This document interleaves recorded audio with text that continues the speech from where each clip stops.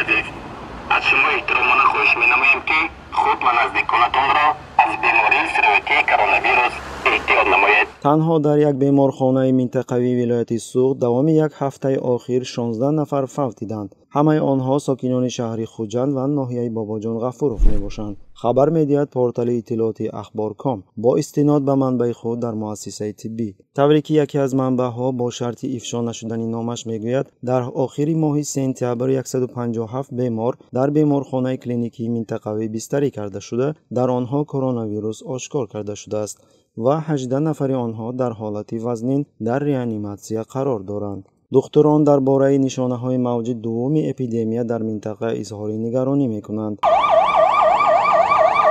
صرف نظر از آن که کشورهای آسیای مرکزی عملاً در طول یک چند ماه در ایزولیاسیون بودند، افزایش بیمارها کم نمی‌شود و چنین وضع در تمام منطقه به نظر می‌رسد. با گفته کارشناسان این وضع با وضع ناگوار سیستم تندرستی در این کشورها ربط دارد، زیرا تقریباً 13 سالها مستبدان منطقه تنها از حساب بهبودی مردم، تحکیم قدرت خود و پیشگیری احیای اسلامی در منطقه به بنیاد تجارت خود و عائله‌شان مشغول بودند. Nursultan Nazarbayev abişke rahmet. Biz için bunday medrese, bunday meşitleri açıp vermeseydi. Bırak Marko, Müslümanlarga oynayışını.